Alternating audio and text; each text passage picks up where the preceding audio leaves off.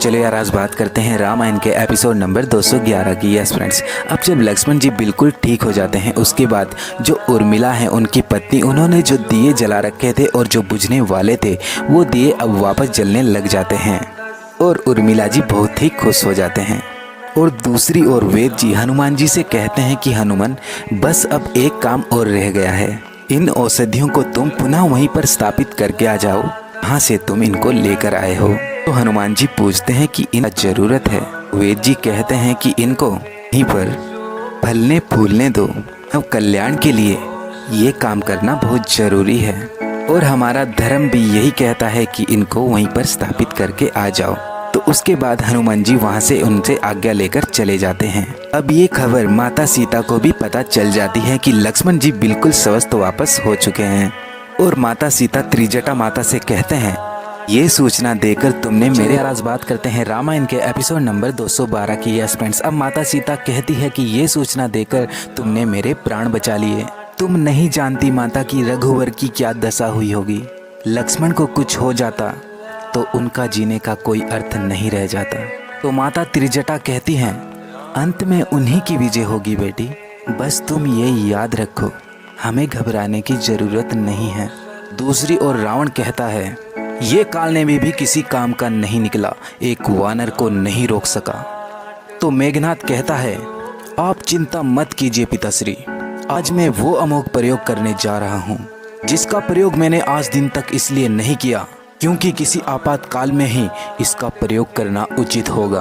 अब वो समय आ गया है पिताश्री, आज मैं कुल देवी निकुंभला के गुप्त मंदिर में जाकर तांत्रिक यज्ञ करूंगा जिससे कि मुझे वो देवी रथ प्राप्त होगा जो कि। मेघनाथ अपने पिताश्री से कहता है, बस पिताश्री आप इस बात को गुप्त रखिए, आप राम और लक्ष्मण को युद्ध में उलझाकर रखना, आज का सूर्य अस्त उन दोनों की मृत्यु के साथ ही होगा। रावण कहता है, जाओ पुत्र विजय होकर लौटो। और मेघनाथ अपने पिताश्री का आशीर्वाद लेकर वहां से मंदिर चले जाते हैं और माता के दरबार पर पहुंचकर उनका आशीर्वाद लेते हैं और अपना यज्ञ शुरू कर देते हैं। और दूसरी ओर भरत अपने मन ही मन कहता है, भैया आप पर इतनी बड़ी आपत्ति आ गई और आपने मुझको पता भी नहीं लगने दिया, मुझे सेना सहित अपने पास आने की आज्ञा दो भैया। और दूसरी ओर श्री राम को इस बात का आभास हो रहा था। श्री राम कहते हैं, नहीं नहीं भरत। लक्ष्मण जी राम से पूछते हैं कि भैया क्या हुआ, नहीं नहीं किसको कह रहे हो। तो श्री राम कहते हैं, उस पगले को, तुम्हारे भैया भरत को। मैं इस समय उसके हृदय की वेदना जैसे अनुभव कर रहा हूँ, मुझको ऐसा। लक्ष्मण जी कहते हैं कि भरत भैया अवश्य विक्षुब्ध होंगे, हनुमान जी ने उनको हमारे बारे में सब कुछ बता दिया होगा और ऐसे में किसी का भी हृदय कैसे स्थिर रह सकता है। मैं उनके स्थान पर होता तो अभी तक अयोध्या की पूरी सेना लेकर आपके पास चला आता और हो सकता है भरत भैया भी वहां से चल दिए होंगे। तो श्री राम जी कहते हैं, नहीं नहीं लक्ष्मण, भरत ऐसा नहीं करेगा, वो मेरी आज्ञा के बिना यहाँ नहीं आएगा और वो यहाँ आने से पहले गुरुदेव से अवश्य आज्ञा लेने जाएंगे और गुरुदेव नहीं होने देंगे। और गुरुदेव को पता है कि राम वनवास के समय अयोध्या की किसी भी चीज का उपयोग नहीं करेगा। लक्ष्मण, हृदय से उस वीर पुरुष अपने भरत भैया को नमस्कार करो। लक्ष्मण जी भरत भैया को नमस्कार करते हैं और अयोध्या की माटी को भी नमस्कार करते हैं। ये तुरंत बाद वहां पर विभीषण जी आ जाते हैं। तो विभीषण जी श्री राम से क्या कहते हैं ये जानने के लिए मेरा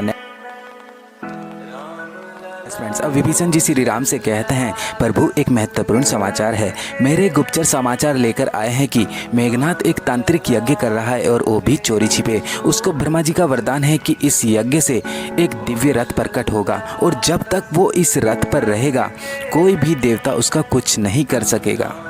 एक बार इंद्र ने रावण को बंदी बना लिया था और अपने साथ ले जा रहे थे, तब इंद्रजीत ने एक मायावी दिव्य का प्रयोग करके अदृश्य रूप में इंद्र के रथ पर जाकर न केवल अपने पिता के बंधन को खोला, पितु इंद्र को बंदी बनाकर अपने साथ लंका लेकर आ गए। उसके बाद स्वर्ग की सारी व्यवस्था बिगड़ने के बाद स्वयं ब्रह्मा जी लंका में प्रकट हुए। मेघनाथ से प्रसन्न होने के बाद मेघनाथ को इंद्रजीत के नाम से अलंकारित कर दिया और उसके बाद ब्रह्मादेव इंद्र को मांग लेते हैं ताकि स्वर्ग की व्यवस्था ठीक हो जाए और ब्रह्मा जी मेघनाथ को इस का वरदान दे देते हैं। यस।